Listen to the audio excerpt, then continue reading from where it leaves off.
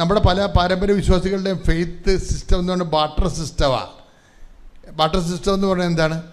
പണ്ടത്തെ കാലത്ത് നാണയമില്ല, അതിന് പകരം ഇപ്പം മുടി വെട്ടി തന്നാൽ നമ്മൾ അരി കൊടുക്കും. അതാണ് പണ്ടത്തെ പരിപാടി. ബാർട്ടർ സിസ്റ്റമാണ്. ചന്തയിൽ കൊണ്ടുപോയി നമ്മളെ കിഴങ്ങും കാച്ചിലും ചെമ്പുമൊക്കെ പറിച്ചു കൊണ്ടുപോയി വെക്കും. അതവിടെ കൊടുത്തിട്ട് അവിടുത്തെ മീനും മേടിച്ചുകൊണ്ട് പോരും. കാശില്ലല്ല. ഇപ്പം നമുക്ക് മീനാണ് വേണ്ടത്, അവർക്ക് കിഴങ്ങാണ് വേണ്ടത്. അപ്പം അങ്ങോട്ടും ഇങ്ങോട്ടും മാറുക. ഈ നമ്മുടെ ഫെയ്ത്തിൽ വന്നിരിക്കുന്നത് ബാർട്ടർ സിസ്റ്റമാണ് വന്നിരിക്കുന്നത്. നമ്മൾ ദൈവത്തിന് കുറേ സ്വർഗസ്ഥനായ പിതാവും കുറേ വിശ്വാസപ്രമാണം കൊടുക്കും. എന്തിനു പറയും? മകളെ കെട്ടിച്ചതാ, വസ്തു വിറ്റതാ എന്ന് പറയും. ബാർട്ടർ സിസ്റ്റമാണ്. ഇങ്ങനെ ഒരു സിസ്റ്റത്തിൻ്റെ ലെവലിൽ നിന്ന് നീ ബോധപൂർവം രക്ഷപ്പെട്ടില്ലെങ്കിൽ നിങ്ങൾക്ക് പിന്നെ വന്നവർ കയറിപ്പോവും, ഒരു സംശയമില്ല. അവരെന്താണ്? അവർ സുവിശേഷത്തിൻ്റെ പണി പഠിച്ചിട്ട് വന്ന ആൾക്കാരാണ്. അവർ സുവിശേഷത്തിൻ്റെ പണി പഠിച്ചിട്ട് വന്നതാണ്. അവർക്ക് ഞാൻ പറയണം മനസ്സിലാകുന്നുണ്ട് വിശേഷ വിദ്യയായി നിങ്ങൾ എന്താണ് ചെയ്യണത്. അപ്പം അന്ന് പോലെ പ്രത്യക്ഷീണ പ്രാർത്ഥന തച്ചിനിരുന്ന് എഴുതിയിട്ട് അവരുടെ പ്രാർത്ഥനകളെ പുതിയ ആൾക്കാരെ കണ്ടെത്തി അത് കാര്യങ്ങൾ പറഞ്ഞ് ഏൽപ്പിക്കുകയാണ് വിശേഷ വിധിയായി ചെയ്യണതാണ്. അല്ലാതെയും പത്രം കൊടുക്കുന്നവരുണ്ട്. പക്ഷെ കർത്താവിൻ്റെ തിരുസന്നിധി ചോദിച്ച ചോദ്യമാണ് വിശേഷ വിധിയായി നീ എന്താണ്? കാരണം ദൈവ തിരുസന്നിധി സമ്പന്നത വേണമെങ്കിൽ നമ്മളെന്ത് ചെയ്യണം? നമ്മൾ വിശേഷ വിധിയായി ചെയ്യണം. ഇപ്പം ഇത് എന്ത് സംഭവിച്ചിരിക്കുന്നു വെച്ച് കഴിഞ്ഞാൽ ഇവള് ഈ 20 മിനിറ്റല്ലേ ഉള്ളൂ, 100 ക്വസ്റ്റ്യൻ ഇല്ലേ? ആ കമ്പ്യൂട്ടർ കാണിക്കുന്ന ക്വസ്റ്റ്യനെല്ലാം യെസ് ഓർ നോ ചെയ്താൽ മതി. യെസ്സും അറിയാൻ പാടില്ല, നോയും അറിയാൻ പാടില്ല. അതാണ് വിഷയം. പിന്നെന്താ? കറക്കി കുത്തുകയാണ്. അത് മനസ്സിൽ. അപ്പോൾ അവൾ പറയണത് ഞാനിങ്ങനെ മനസ്സിൽ വിശ്വാസപ്രമാണം ചൊല്ലിക്കൊണ്ട് ഞാനിങ്ങനെ അറ്റൻഡ് ചെയ്ത് പോകും. 20 മിനിറ്റ് ആകുമ്പോൾ കറക്റ്റ് 100 തീരും. എന്തല്ലോ അറിഞ്ഞിട്ട് ചെയ്തിരിക്കണതാണ്. ഞാൻ കിടന്നിറങ്ങിയപ്പോൾ അമ്മ 42 എന്നെ കാണിച്ചു വെള്ളക്കോളത്തിൽ, ബാക്കിയെല്ലാം ബ്ലാക്ക് കോളത്തിൽ കാണിച്ചു. അപ്പം ഞാൻ പറഞ്ഞു ഞാൻ തോറ്റല്ലോ, 800 മാർക്കല്ലേ വേണ്ടത്, എനിക്ക് 42 കിട്ടിയുള്ളെന്ന് പറഞ്ഞു. പക്ഷേ മാർക്ക് വന്നപ്പോൾ എന്താ 542. അതെന്ന് വെച്ചാൽ അമ്മ എന്താ പറഞ്ഞത്? 42 മര്യാദക്ക് നീ എഴുതിയിട്ടുള്ളൂ, 500 മാർക്ക് എൻ്റെ ബോണസാണെന്ന്. Praise the Lord. അതായത് എന്ത് രസമാണെന്നില്ല കമ്മ്യൂണിക്കേഷൻ. അതായത് അവൾ അന്ന് പരീക്ഷ കടന്ന് തോറ്റുപോയല്ലോ, കണ്ണും പൂട്ടി കറക്കി കുത്തിരിക്കുകയല്ലേ. അപ്പം അത് പറഞ്ഞപ്പോൾ അമ്മ തോറ്റല്ല അമ്മ, ഇനി ഞാൻ എങ്ങനെ ജീവിക്കുമെന്ന് ചോദിച്ചപ്പോൾ രാത്രി 42 കാണിച്ചു സ്വപ്നത്തിൽ. അപ്പോഴും ഞാൻ പറഞ്ഞു അമ്മ തോറ്റല്ലോ, ഞാൻ തോറ്റല്ലോ. അപ്പം കാര്യം വെച്ചാൽ 800 മാർക്ക് വേണ്ടേ. അപ്പം ഒരാഴ്ച കഴിഞ്ഞപ്പോൾ ക്വസ്റ്റ്യൻ കിട്ടിയപ്പോൾ ആ 42 അതിൻ്റെ അകത്തുണ്ടായിരുന്നു, പക്ഷേ 542. എന്നുവെച്ചാൽ അമ്മ എന്താ പറഞ്ഞത്? നിൻ്റെ മെറിറ്റിൽ 42 മാർക്കേ ഉള്ളൂ, 500 മാർക്ക് എൻ്റെ ഗ്രേസിലുള്ളതാണ്. ഇതാണ് ഡീൽ ഓർ നോട്ട് ഡീൽ എന്ന് പറയണത്. ഈ റിലേഷൻസ് സത്യസന്ധമാകാൻ നോക്കണം. കാര്യം ഇത് കവനൻ്റ് റിലേഷനാണ്. നിങ്ങൾക്ക് ഉടമ്പടി ഉപ്പ് നോക്കാനുള്ളതല്ല. ദൈവത്തിൻ്റെ മുമ്പിൽ ഏതെങ്കിലും കാലത്ത് സത്യസന്ധനാണെന്ന് കർത്താവിനെ ധരിപ്പിക്കാൻ വേണ്ടിയുള്ള ഒരു പൊന്നുപോലുള്ള അവസരമാണ് ഉടമ്പടി നൽകുന്നത്. അത് നിങ്ങൾ സത്യസന്ധത ഉപയോഗിക്കാൻ നോക്കണം. ശ്രുതികട ഹല്ലേലൂയ.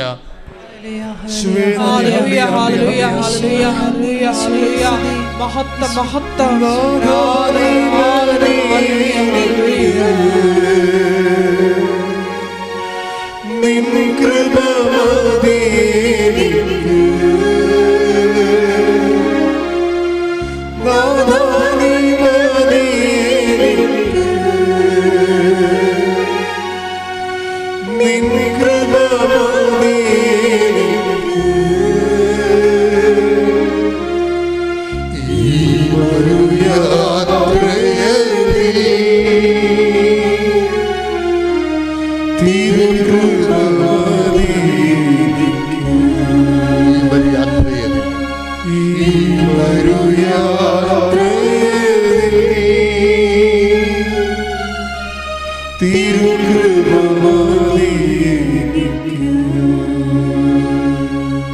പരമദിവ്യകാരുണ്യത്തിന് ആരാധനയും സ്തുതിയും പുകഴ്ചയും ഉണ്ടായിരിക്കട്ടെ. എൻ്റെ മക്കളെ, ദൈവമായിട്ട് കുറച്ചുകൂടി സത്യസന്ധമായ ഒരു റിലേഷൻസ് കീപ്പ് ചെയ്യാൻ നോക്കണം. ലക്ഷ്മിയുടെ അനുഭവ സാക്ഷ്യങ്ങൾ, അതുപോലുള്ള ആയിരക്കണക്കിന് അനുഭവ സാക്ഷ്യങ്ങൾ നമ്മളോട് പറയുന്ന ഒരു സത്യമാണിത്. ദൈവത്തിനെ നീ ഇങ്ങനെ ചൂണ്ടയിട്ട് കൊത്തുന്നുണ്ടോ എന്ന് നോക്കിയിരുന്നിട്ട് കാര്യമില്ല. നീ അനുഗ്രഹം ഇങ്ങനെ നീ ഉടമ്പടിയെന്ന് പറഞ്ഞ് ചില ആൾക്കാരെ ചൂണ്ടയിട്ടിരിക്കുകയാണ്, എന്നിട്ട് അനുഗ്രഹത്തെ കൊത്തുന്നുണ്ടോ എന്ന് പറഞ്ഞിരിക്കുകയാണ്. ഈ വടിയും ഇങ്ങനെ കുലുക്കിക്കൊണ്ടിരിക്കുക എന്നുള്ള ഒരു പ്രയോജനമില്ല. എന്താണ്? അങ്ങനെ ഒരു ടെസ്റ്റ് കേസിന് ദൈവം തയ്യാറല്ല. വെറുതെ പാഴ്സൽ അടി മോന്തൊക്കെ വാങ്ങിക്കരുത്. നീ ആദ്യം മാക്സിമം കർത്താവിന് വേണ്ടി ജീവിക്കാൻ നോക്കണം. നമ്മുടെ ഇങ്ങോട്ടുള്ള റിട്ടേൺസിനെ കുറിച്ച് നീ ബോധറാകരുത്. Don't bother.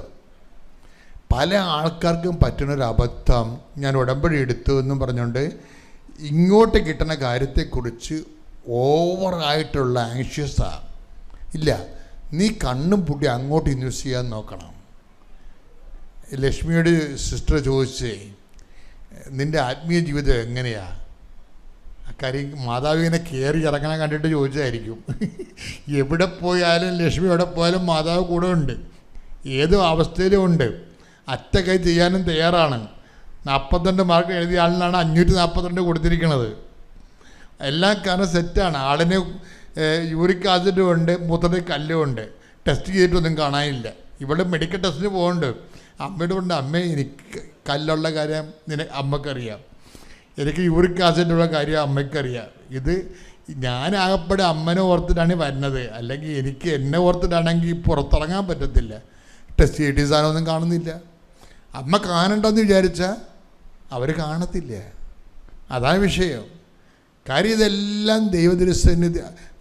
നമ്മുടെ മുമ്പിൽ, എൻ്റെ മക്കളെ, നമ്മുടെ മുമ്പിലുള്ള ഓപ്ഷൻ എന്ന് പറയണത് ദൈവദൃശ്യനിധി കറയില്ല, കളങ്കമില്ലെന്ന് കാണിച്ചാൽ മതി. നമ്മുടെ ഏറ്റവും വലിയ പ്രശ്നം അതാണ്. നമ്മൾ റിസേർവ്ഡ് അല്ല എന്ന് കാണിക്കണം. കാര്യം ദൈവം ഈ ധവളപത്രം കാണിക്കുന്നുണ്ട്. ഇപ്പോൾ എല്ലാവരും പറഞ്ഞ ധവളപത്രം കാണിക്കുന്നു. അവരങ്ങോട്ടും ഇങ്ങോട്ടും ഒക്കെ പറയുന്നതിൽ, അങ്ങോട്ടും ഇങ്ങോട്ടും പറയുന്നതിൽ എല്ലാ സത്യങ്ങളുണ്ട്. അതെൻ്റെ സബ്ജക്റ്റിലാകത്തുകൊണ്ട് ഞാനിങ്ങനെ കമൻറ്റ് ചെയ്യാത്തതാണ്. പക്ഷെ എന്നാലും ധവളപത്രം കാണിക്കാൻ സർക്കാരിനോട് ഇപ്പോൾ പലരും ആവശ്യപ്പെടുന്നുണ്ട്, ആർക്കെല്ലാം എന്തെല്ലാം കൊടുത്തു എന്നുള്ളത്. ഓക്കെ, പക്ഷേ നമ്മുടെ ദൈവത്തിൻ്റെ തിരുസന്നിധിയിൽ ധവളപത്രത്തിൻ്റെ പ്രശ്നമുണ്ട്. ദൈവത്തിന് ധവളപത്രം കാണിച്ചിട്ടുണ്ട്. എന്താണ്? തൻ്റെ ഏകജാതനെ നൽകാൻ തക്ക വിധം ദൈവം ഒന്നും റിസർവ്ഡ് ചെയ്ത് വെച്ചിട്ടില്ലെന്ന് പറഞ്ഞിട്ടുണ്ട്. അതാണ് ധവളപത്രം. അതായത് ഈ യോഹന്നാൻ 3:16 ഒരു ധവളപത്രമാണ്. എന്താണ്? I have nothing reserved for me, four myself. ഞാൻ എനിക്ക് വേണ്ടി ഒന്നും റിസർവ് ചെയ്തിട്ടില്ല. തൻ്റെ ഏകജാതിന് നൽകാൻ തക്ക വിധം അവൻ ലോകത്തെ അത്രമാത്രം സ്നേഹിച്ചു. കൈയടിച്ച് സ്തുതിക്കട്ടെ. ഹല്ലേലൂയ, ഒരുമിച്ച് പാടുക.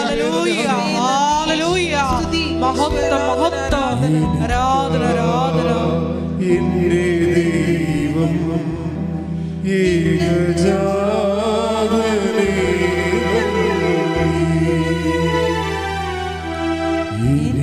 എനിക്കായി എന്റെ യേശു പരിഹാര ബലിയായി മനുഷ്യനു വേണ്ടി ക്രൂശിന്റെ മാറിൽ പാപിയെ പോലെ പിടഞ്ഞവനേ, ദൈവസ്വഭാവം സ്നേഹമാണെന്ന് ലോകസമക്ഷം തെളിയിച്ചു നീ. എൻ്റെ പേര് അമ്മിണി തോമസ് എന്നാണ്. ഞാൻ വരുന്നത് ഗോവയിൽ നിന്നാണ്. ഞാൻ saint Mary's Orthodox church Vasco എന്ന ദേവാലയത്തിലെ അംഗമാണ്. ഇവിടെ നാട്ടിൽ മാവേലിക്കര പത്തിച്ചിറ കത്തീഡ്രൽ പള്ളിയാണ് ഞങ്ങളുടെ ഇടവക. അവിടെ നിന്ന് വരുന്നു. ഞാൻ സാക്ഷ്യം പറയാൻ ഇപ്പോൾ വന്ന് നിൽക്കുന്നത് എൻ്റെ അനുഭവ സാക്ഷ്യങ്ങൾ പറയുവാനാണ്. ഞാനിവിടേക്ക് വരുമ്പോൾ ഞാൻ ഒരു മനുഷ്യ സ്ത്രീ ആയിരുന്നോ എന്ന് എനിക്ക് പറയാൻ കഴിയുന്നില്ല. അത്രമാത്രം ഞാൻ ഭാരമേറിയതായിരുന്നു. എൻ്റെ ശരീരം ചൂടുകൊണ്ട് പൊള്ളുക, മനസ്സ് കത്തി ജ്വലിക്കുക. എനിക്ക് കഴിയില്ല, റോഡിലൂടെ നടക്കാൻ എനിക്ക് കഴിയില്ല. തീയിലോ വെള്ളത്തിലോ അകപ്പെട്ടു പോകുന്ന ഒരവസ്ഥ. റോഡിലൂടെ പോയാൽ വാഹനത്തിൻ്റെ കീഴിൽ അകപ്പെട്ടു പോകുമോ എന്നൊരു ഭയം. എനിക്ക് സഞ്ചരിക്കാൻ കഴിയില്ല, വീടിനകത്ത് നടക്കാൻ കഴിയില്ല. മാനസിക വിഭ്രാന്തിയാണോ മാനസിക പ്രയാസമായിരുന്നോ എന്നെനിക്ക് പറഞ്ഞറിയിക്കാൻ പറ്റുന്നില്ല. പക്ഷേ അങ്ങനെ എൻ്റെ സഹോദരിയെ ഞാൻ ഗോവയിൽ നിന്ന് വിളിച്ച് നാട്ടിലോട്ട് അറിയിച്ചു. ആ സമയത്ത് അവർ അമേരിക്കയിൽ നിന്ന് വന്നിട്ടുണ്ടായിരുന്നു. എന്നോട് പറഞ്ഞു വന്നാട്ടെ, നാട്ടിലോട്ട് വന്നാട്ടെന്ന് പറഞ്ഞു. അപ്പം ഞാൻ പറഞ്ഞു ഞാൻ വരുന്നില്ല, ഞാൻ വന്നിട്ടിപ്പോൾ 15 ദിവസമേ ഗോവയിലോട്ടായിട്ടുള്ളൂ, പിന്നെ ഇപ്പോൾ ഉടനെ തിരിച്ചു വരുന്നില്ല എന്ന് പറഞ്ഞു. അപ്പോൾ വീണ്ടും ഞാനൊന്ന് പ്രാർത്ഥിച്ചു കഴിഞ്ഞപ്പോൾ എനിക്ക് പോകാനുള്ള അമ്മ മാതാവ് എന്നെ ഇവിടെ വിളിക്കുന്നു. കാരണം ഞാൻ അത്രമാത്രം അവശതയിലായിരുന്നു എന്നുള്ളത് എനിക്ക് മാത്രമേ അറിയത്തുള്ളൂ എന്നുള്ളതാണ്. എൻ്റെ വീട്ടിലുള്ളവർക്ക് ആർക്കും തന്നെ അറിയില്ല, എൻ്റെ ഭർത്താവിനറിയില്ല, എൻ്റെ മക്കൾക്കും എൻ്റെ അവസ്ഥ എന്താ എന്നറിയില്ല. പക്ഷേ എൻ്റെ അമ്മ മാതാവിനറിയാമായിരുന്നു. ആ അമ്മ മാതാവ് എന്നെ ഇവിടേക്ക് വിളിച്ചു. ഞാൻ ഒറ്റയ്ക്ക് ഗോവയിൽ നിന്ന് വന്നു. എൻ്റെ സഹോദരിയും ഭർത്താവും കൂടി ഈ ആലയത്തിൽ എന്നെ കൊണ്ടുവന്നു. അവിടെ ബസ് ഇറങ്ങി ഈ മണ്ണിലേക്ക് എൻ്റെ കാല് വെച്ചപ്പോൾ തന്നെ എൻ്റെ എന്താ പറയുന്നേ ഭ്രാന്തായിരുന്നോ എനിക്കറിയില്ല, ആ ഭ്രാന്ത് എനിക്ക് മാറ്റിത്തന്നു. എൻ്റെ അമ്മ മാതാവ് അത് അങ്ങെടുത്ത് തന്നു. അപ്പോൾ ഇവിടെ ജോസഫ് അച്ഛൻ ആരാധന നടത്തിക്കൊണ്ടിരിക്കുന്നു. ഞാനിവിടെ ഓടി വന്ന് അവിടെ വെച്ചിരിക്കുന്ന അമ്മയെ കെട്ടിപ്പിടിച്ചപ്പോൾ അമ്മ അറിഞ്ഞു എൻ്റെ രോഗം എന്താണെന്നും. അമ്മ അവിടെ വെച്ച് തന്നെ എന്നെ സൗഖ്യപ്പെടുത്തി. ഞാൻ പൂർണ്ണ സൗഖ്യമായി. ഇവിടെ വന്ന് ആരാധനയിൽ നിൽക്കുമ്പോൾ പരിശുദ്ധാത്മാവ് ഭയങ്കര ശക്തിയോടുകൂടി എന്നിൽ പ്രവർത്തിക്കുന്നു എന്ന് ഞാൻ മനസ്സിലാക്കി. അപ്പോൾ എനിക്ക് മനസ്സിലായി ഞാൻ സൗഖ്യമായിരിക്കുന്നു എന്ന്. അങ്ങനെ നിൽക്കുമ്പോൾ തന്നെ വീണ്ടും ഞാൻ കടന്നു. ഈ മണ്ണിൽ കാല് വെക്കുന്നതിന് മുമ്പ് എനിക്കുണ്ടായിരുന്ന ആ അസുഖം വീണ്ടും അമ്മ മാതാവ് എനിക്ക് തന്നു. അപ്പോൾ ഞാൻ അമ്മയോട് പറഞ്ഞു, അമ്മേ, ഈ ഒരു നിമിഷത്തേക്കല്ല, ഒരു മാസത്തേക്കോ ഒരു വർഷത്തേക്കോ അല്ല, എൻ്റെ ജീവിതാന്ത്യം വരെയും എനിക്ക് ഈ സൗഖ്യം തരണമേ അമ്മേ. എന്നെ ഇനിയും വേദനിപ്പിക്കല്ലേ, ഞാൻ ഒറ്റയ്ക്കേ ഉള്ളൂ അമ്മേ. എനിക്ക് എല്ലാവരും കൈവിട്ടിരിക്കുന്നു. ഭർത്താവ് എന്നോട് അകന്ന് നിൽക്കുന്നു. കൂടെ ഉണ്ടെങ്കിലും അകന്ന് നിൽക്കുന്ന എൻ്റെ വിഷമമോ പ്രയാസമോ കേൾക്കാനില്ല. മക്കളാരും കേൾക്കുന്നില്ല. ജോസഫ് അച്ഛൻ പറയുന്നുണ്ട്, ആരുമില്ലാത്ത സമയത്ത് ദൈവം അവിടെ പ്രവർത്തിക്കുന്നു. അതായിരിക്കും ദൈവം പ്രവർത്തിക്കാൻ വേണ്ടിയിട്ടായിരിക്കും എൻ്റെ കൂടപ്പിറപ്പുകളെയും എൻ്റെ ബന്ധുക്കളെയും ഭർത്താവിനെയും എല്ലാവരെയും എന്നിൽ നിന്ന് അകറ്റി നിർത്തിക്കൊണ്ട് എനിക്ക് വേണ്ടി ദൈവം പ്രവർത്തിച്ചു എന്നുള്ളതാണ്. ആ പ്രവർത്തനത്തിലാണ് ഇന്ന് ഞാൻ നിലനിൽക്കുന്നത്. ഇന്ന് 3.5 വർഷമായി. 2022 ഫെബ്രുവരി 22 ഏപ്രിൽ മാസം 22 ഞാൻ വന്ന് ഉടമ്പടി എടുക്കുന്നത്. അന്നു മുതൽ ഇന്ന് വരെ ഞാൻ ഉടമ്പടിയിൽ തന്നെയാണ് ജീവിക്കുന്നതെന്ന്. അത് അച്ഛൻ പറയുന്നുണ്ട്. വെളുപ്പിനെ 5:30 നീലത്തിരി തെളിയിക്കണമെന്ന് പറയുന്നു. അപ്പോൾ എൻ്റെ സഹോദരി എന്നോട് പറഞ്ഞു, രാവിലെ എണീറ്റ് കുളി കഴിഞ്ഞ് അലക്കിയ വസ്ത്രം ധരിച്ച് വളരെ ക്ലീനായിട്ട് വേണം ഈ നീലത്തിരി തെളിയിക്കാൻ എന്ന് പറഞ്ഞു. എനിക്ക് പ്രഭാതത്തിൽ സ്നാനം പറ്റുകയില്ല. ഞാൻ കുളിക്കണമെങ്കിൽ ഉച്ച കഴിയണം എനിക്ക് കുളിക്കണമെങ്കിൽ. പക്ഷേ അത് 4:45 ഞാൻ അലാറം വെച്ചിട്ട് 5 മണിക്ക് മുമ്പായിട്ട് ഞാൻ കുളിച്ചു. ഒരു ദിവസം കുളിച്ച് നോക്കിയപ്പോൾ എനിക്ക് യാതൊരു പ്രശ്നവുമില്ല, സുഖമായിരിക്കുന്നു. അത് ഈ 3.5 വർഷം കൊണ്ട് ഞാൻ അങ്ങനെ തന്നെ തുടർന്നുകൊണ്ടിരിക്കുന്നു. വയ്യായെങ്കിൽ പോലും ഞാൻ കുളിച്ചിട്ട് മാത്രമേ എൻ്റെ നീലത്തിരി, ഉടമ്പടിയുടെ നീലത്തിരി ഞാൻ കത്തിക്കുകയുള്ളൂ. അതുപോലെ തന്നെ 4:45 4:40 അലാറം അടിക്കുന്ന ഒരു ദിവസം എൻ്റെ മൊബൈൽ ബന്ധായിപ്പോയി. അമ്മ മാതാവിനെ വിളിച്ചുണർത്തിയ ആ സമയമായപ്പോൾ എണീറ്റ് ഞാൻ കുളിച്ച് ഉടമ്പടി തിരികെ എത്തിച്ചു. രണ്ടാമത്തെ ദിവസം അലാറം അടിച്ച് 4:40 അലാറം അടിച്ചപ്പോഴും ഞാൻ വീണ്ടും കിടന്നു. ഒന്നുകൂടെ ഒന്ന് കണ്ണടച്ചപ്പം അമ്മ എന്നെ വിളിച്ചില്ല. അമ്മ എന്നെ വിളിച്ചില്ല. പിന്നെ ഞാൻ പെട്ടെന്ന് ചാടി എണീറ്റപ്പോൾ 5 മണിയായി. ഇനി എപ്പം ഞാൻ കുളിക്കും, പ്രാഥമിക കർമ്മമെല്ലാം നടത്തും എന്ന് വിചാരിച്ചു. പെട്ടെന്ന് 5:30 മുമ്പേ ആ നീലത്തിരി തെളിച്ച്. അത് ഇന്ന് വരെയും എനിക്ക് അത് വലിയൊരു അനുഗ്രഹമാണ്. എനിക്കത് അങ്ങ് ചെയ്യണം, അങ്ങനെ തന്നെ ചെയ്യണം എന്നാണ് എൻ്റെ മനസ്സിൽ. അതൊരു വലിയൊരു ശക്തിയാണ്. വലിയൊരു ശക്തി എന്ന് പറഞ്ഞു കഴിഞ്ഞാൽ ആ ശക്തി നമുക്ക് പറഞ്ഞറിയിക്കാൻ വയ്യാത്തൊരവസ്ഥയാണ്. അങ്ങനെ ഞാൻ ഇവിടെ വന്ന് ഉടമ്പടി എടുത്തു. ഞാൻ വീട്ടിൽ പോയി. പിന്നെ പിറ്റേ ദിവസം മുതൽ പ്രഭാതത്തിൽ സ്നാനം നടത്തുന്നു, തിരികെ എത്തിക്കുന്നു, പ്രാർത്ഥിക്കുന്നു. അങ്ങനെ പിന്നെ എനിക്കൊരു അസുഖം ഉണ്ടായിരുന്നത്, എനിക്ക് ഒരു ഭക്ഷണവും കഴിക്കാൻ പറ്റത്തില്ല. ഒന്നും കഴിക്കാൻ പറ്റത്തില്ല. മീൻ കഴിക്കാനൊക്കത്തില്ല, ഇറച്ചി കഴിക്കാനൊക്കത്തില്ല, മുട്ട കഴിക്കാനൊക്കത്തില്ല, വെജിറ്റബിൾ ചിലതൊന്നും കഴിക്കാൻ പറ്റത്തില്ല. എൻ്റെ ശരീരം ചുമക്കുക,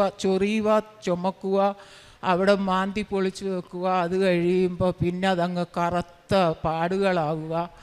അങ്ങനെ ഭക്ഷണമെല്ലാം അങ്ങ് ഉപേക്ഷിക്കുക, കഴിക്കാൻ വയ്യാത്ത അവസ്ഥയായി. പക്ഷേ അമ്മയുടെ ഒറ്റ തുള്ളി ഉടമ്പടി തൈലം ഞാൻ എൻ്റെ കയ്യിൽ ഇറ്റിച്ചിട്ട് ഞാൻ 2 കൈ കൊണ്ടും തൂത്തെൻ്റെ കയ്യിലും കാലിലും എല്ലാം പുരട്ടി കഴിഞ്ഞപ്പോൾ അത് എപ്പോഴാണ് മാറിയെന്ന് എനിക്കറിയത്തില്ല. പിന്നെ ഒരു 3-4 ദിവസം കഴിഞ്ഞ് നോക്കുമ്പോൾ അവിടെ കറുത്ത പാടായിട്ട് നിന്നതൊന്നുപോലും എനിക്ക് പാട് കാണാൻ പോലും ഇല്ല എന്നുള്ളതാണ്.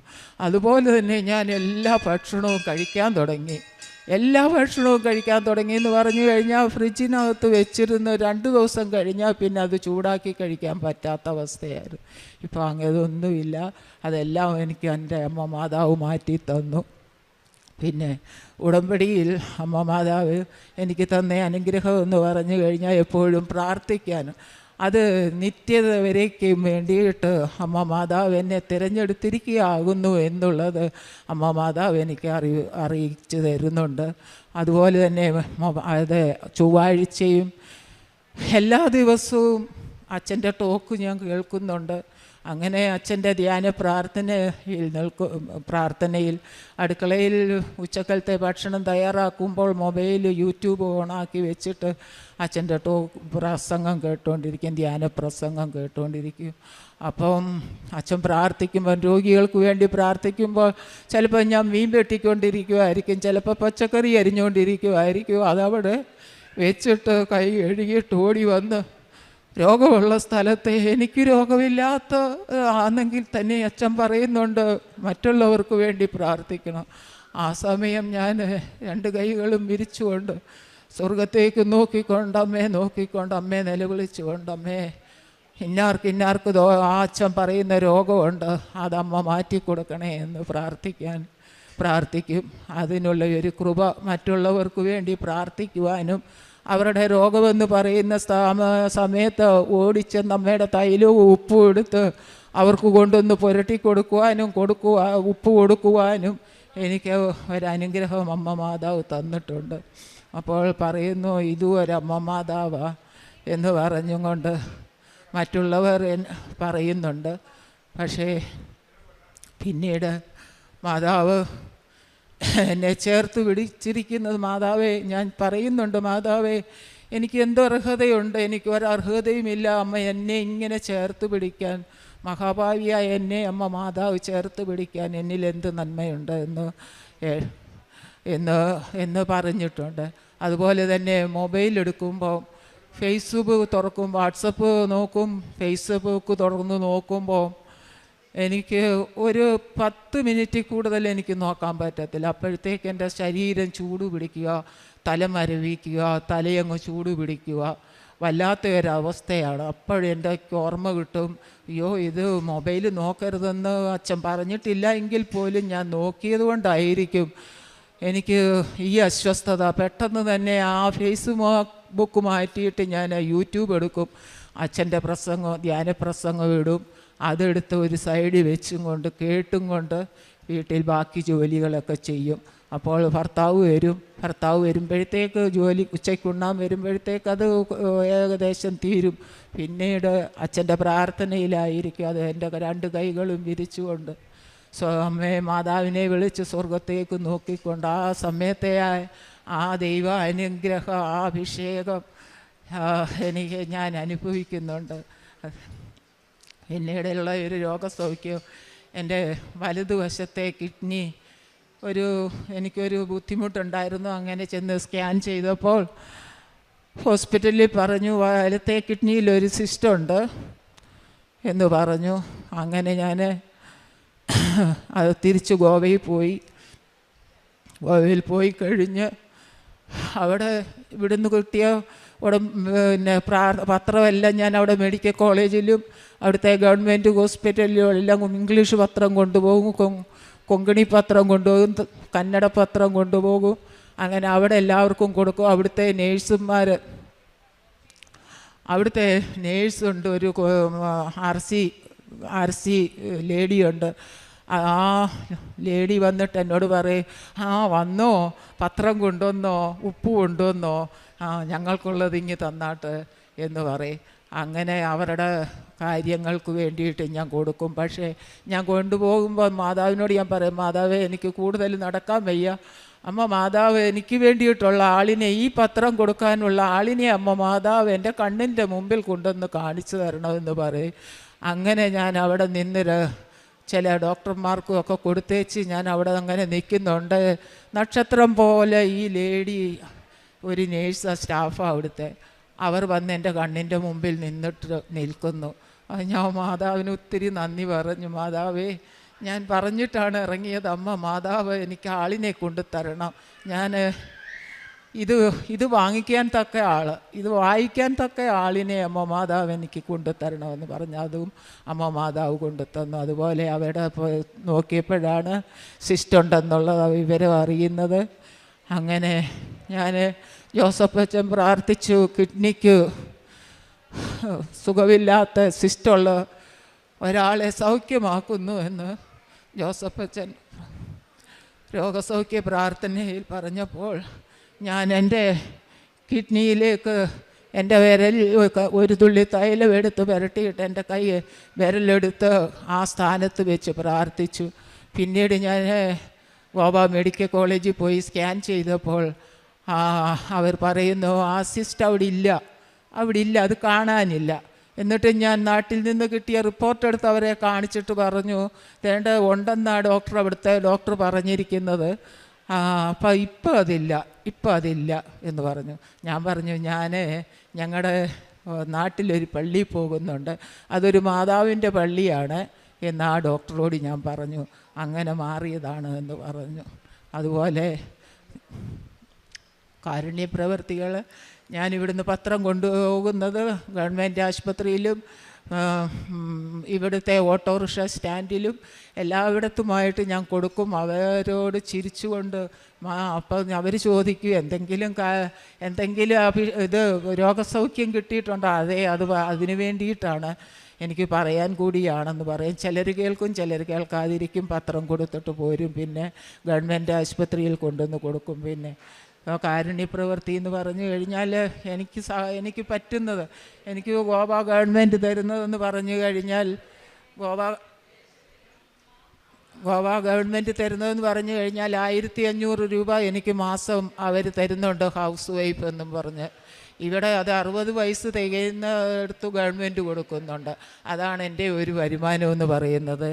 അത് ഞാൻ ബാങ്കിൽ പോയി എടുത്തുകൊണ്ട് വരുമ്പം ഏതെങ്കിലും ഒരു വ്യക്തിയെ കാണുകയാണെങ്കിൽ ഞാൻ അവർക്ക് വീതം കൊടുക്കാതെ ഞാൻ കൊണ്ടുപോരത്തില്ല.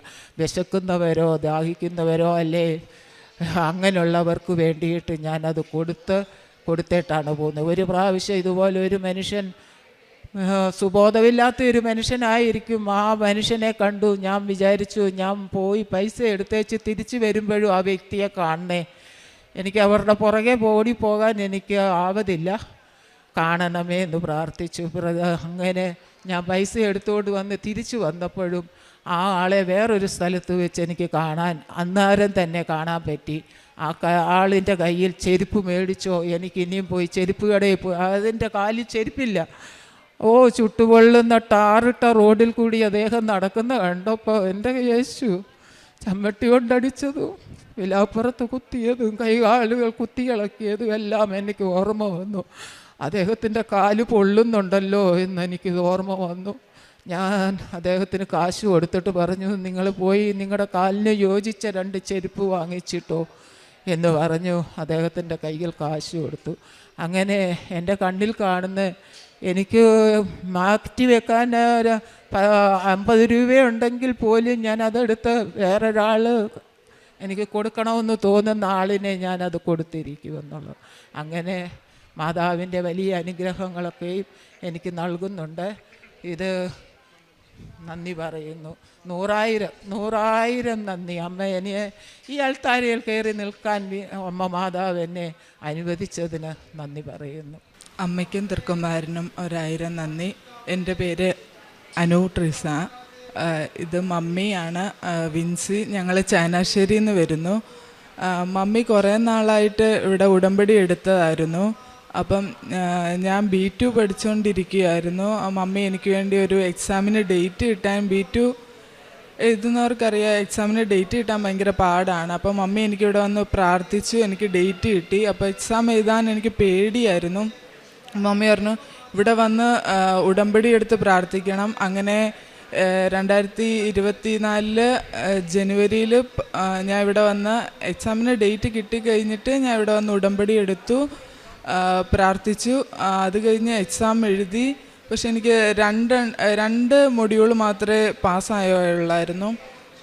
അത് കഴിഞ്ഞിട്ട് വീണ്ടും ഒരു ഡേറ്റ് കിട്ടാൻ ഭയങ്കര പാടായിരുന്നു. ഞങ്ങൾ പ്രാർത്ഥിച്ചുകൊണ്ടേ ഇരുന്നു. അത് കഴിഞ്ഞ് വീണ്ടും ഒരു ഡേറ്റ് കിട്ടി, ഹൈദരാബാദ്.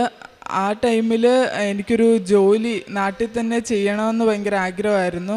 അപ്പം ഞാൻ പ്രാർത്ഥിച്ചു. ഞാൻ ആഗ്രഹിച്ചെടുത്ത് തന്നെ എനിക്കൊരു ജോലി കിട്ടി. വീണ്ടും ഹൈദരാബാദ് എക്സാം എഴുതാൻ വേണ്ടി ഡേറ്റ് കിട്ടിക്കഴിഞ്ഞിട്ട് എനിക്ക് പേടിയായിരുന്നു വീണ്ടും എക്സാം എഴുതാൻ വേണ്ടി. അപ്പം മമ്മി പറഞ്ഞു നമുക്ക് അച്ഛനെ കാണാം, അച്ഛനെ കണ്ട് പ്രാർത്ഥിക്കാമെന്ന് പറഞ്ഞു. അച്ഛനെ കണ്ടു. അച്ഛൻ എൻ്റെ തലയ്ക്ക് പിടിച്ച് പ്രാർത്ഥിച്ചു. അത് കഴിഞ്ഞ് ഹൈദരാബാദ് എക്സാം എഴുതി. സ്പീക്കിംഗ് എനിക്ക് ഭയങ്കര പാടായിരുന്നു. അവർ പറയുന്നതൊന്നും എനിക്ക് മനസ്സിലാവുന്നില്ല. അവർ എന്നോട് പൊക്കോന്ന് പറഞ്ഞതുപോലും എനിക്ക് മനസ്സിലാവാത്തൊരു അവസ്ഥയായിരുന്നു. ഞാനിങ്ങനെ ഇരുന്നു. പിന്നെ എക്സാം എഴുതി കഴിഞ്ഞിട്ട് കിട്ടത്തില്ലെന്ന് എന്നെ ഉറപ്പിച്ചു. വീണ്ടും ഡേറ്റ് എടുക്കാൻ വേണ്ടി ഞാനിങ്ങനെ പ്രാർത്ഥിച്ചുകൊണ്ടിരുന്നു.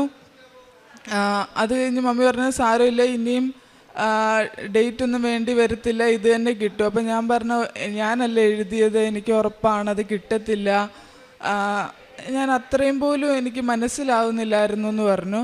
ഞങ്ങൾ പ്രാർത്ഥിച്ചുകൊണ്ടേയിരുന്നു. അത്ഭുതം എന്ന് പറയട്ടെ, മാതാവ് എനിക്കത് തന്നു. എക്സാമിന് റിസൾട്ട് വന്നു. ഞാൻ എല്ലാ വിഷയവും പാസ്സായി. അത് കഴിഞ്ഞിട്ടുള്ള പിന്നെ ഒരു ജോലി ജർമ്മനിയിൽ കിട്ടണമെന്നായിരുന്നു. അങ്ങനെ ഞങ്ങൾ പ്രാർത്ഥിച്ചു. അവിടുത്തെ ഒരു യൂണീക്ക് ക്ലിനിക്കിൽ, വലിയൊരു ഹോസ്പിറ്റലിൽ തന്നെ ജോലി ലഭിച്ചു. പിന്നീട് അങ്ങോട്ട് വിസ പ്രോസസ്സിങ് ടൈമിൽ ഭയങ്കര തടസ്സങ്ങളായിരുന്നു. അപ്പം മമ്മി പറഞ്ഞു പ്രാർത്ഥിച്ചുകൊണ്ടിരിക്കണം, നമുക്കത് കിട്ടുമെന്ന് പറഞ്ഞു. പിന്നീട് ഞാൻ നാട്ടിൽ ജോലി ചെയ്തുകൊണ്ടിരുന്നു. ജപമാല റാലി ടൈമിൽ അവിടുത്തെ വിസ പ്രോസസ്സിങ് ഒരു 6 മാസത്തെ ടൈം എടുത്തു ഒരു പേപ്പർ കിട്ടാൻ വേണ്ടി. അങ്ങനെ 6 മാസം കുറേ നാളായിട്ട് കിട്ടുന്നില്ല. അപ്പോൾ ജപമാല റാലിയിൽ പങ്കെടുത്ത് പ്രാർത്ഥിക്കണമെന്ന് മമ്മി പറഞ്ഞ് ഞങ്ങളിവിടെ വന്നു. ജപമാല റാലി കഴിഞ്ഞ് ഞാൻ അവിടെ ഇരിക്കുമ്പോഴത്തേക്ക് എനിക്ക് ആ പേപ്പർ വന്നു. അപ്പം മാതാവ് തന്നതാണെന്ന് ഞങ്ങൾക്ക് ഉറപ്പായിരുന്നു. പിന്നീട് വിസ പ്രോസസ്സിങ് നടത്തി.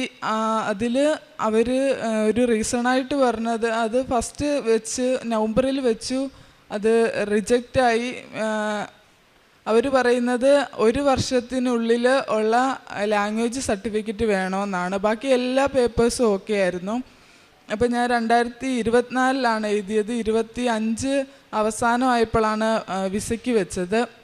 അത് കഴിഞ്ഞ് അവർ ഞാൻ 19-നൊക്കെ വെച്ച് കഴിഞ്ഞ് അവർ പറഞ്ഞു 23-നുള്ളിൽ പുതിയ ലാംഗ്വേജ് സർട്ടിഫിക്കറ്റ് വേണമെന്ന്. അത്രയും ദിവസത്തിനുള്ളിൽ ഒരു പുതിയ ലാംഗ്വേജ് സർട്ടിഫിക്കറ്റ് സബ്മിറ്റ് ചെയ്യാൻ എനിക്ക് പറ്റത്തില്ലായിരുന്നു.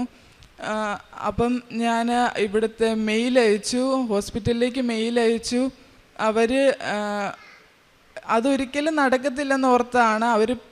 പിന്നെ ഞങ്ങൾ പ്രാർത്ഥിച്ച്, അത്ഭുതം എന്ന് പറയട്ടെ, അവർ വീണ്ടും ഒരു ഇൻ്റർവ്യൂ വെക്കാം, അതിൽ എനിക്ക് ലാംഗ്വേജ് സർട്ടിഫിക്കറ്റ് തരാമെന്ന് പറഞ്ഞു. ഇൻ്റർവ്യൂ വെച്ചു, ലാംഗ്വേജ് സർട്ടിഫിക്കറ്റ് തന്നു. 20-ാം തീയതി തൊട്ട് ജർമ്മനിയിൽ എല്ലാ ഹോസ്പിറ്റലുകളിലൊക്കെ ലീവായിരുന്നു. 23-ന് തന്നെ എന്നോട് സബ്മിറ്റ് ചെയ്യാനും പറഞ്ഞു. ഞാൻ പ്രാർത്ഥിച്ചിട്ട് അവർക്ക് വീണ്ടും ഒരു മെയിൽ അയച്ചു. അവർ ആ മെയിൽ കണ്ട് അതിന് റിപ്ലൈ തന്നു. 23-നുള്ളിൽ തന്നെ ഞാൻ വീണ്ടും വിസയ്ക്ക് വെച്ചു. അതിന് ശേഷം കഴിഞ്ഞ ആഴ്ചയിൽ എനിക്ക് വിസ വന്നു. ഞാൻ 28-ാം തീയതി ജർമ്മനിക്ക് പോവാണ്. ഇതാണ് എനിക്ക് കിട്ടിയൊരു വലിയ അനുഗ്രഹം. പിന്നെ പ്രേക്ഷിത പ്രവർത്തനങ്ങളായിട്ട് ഞങ്ങളിവിടുന്ന് കിട്ടുന്ന പത്രങ്ങൾ ഞങ്ങളുടെ അടുത്തുള്ളിടത്തെല്ലാം കൊണ്ട് കൊടുക്കാറുണ്ട്. പിന്നെ ഞാൻ വിസ പ്രോസസ്സിങ്ങിന് പോകുമ്പോഴത്തേക്ക് ട്രെയിനിലും മറ്റും കൊടുക്കാറുണ്ട്. പിന്നെ കാരുണ്യ പ്രവൃത്തികളായിട്ട് ഞങ്ങൾ എല്ലാ ആഴ്ചയിലും ചോറ് പൊതി കെട്ടി പാവപ്പെട്ടവർക്ക് കൊടുക്കാറുണ്ട്. പിന്നെ അനാഥാലയങ്ങൾ സന്ദർശിക്കാറുണ്ട്. എനിക്ക് ഇത്രയും അനുഗ്രഹങ്ങൾ തന്ന എൻ്റെ മാതാവിനും ഈശോയ്ക്ക് 1000 നന്ദി.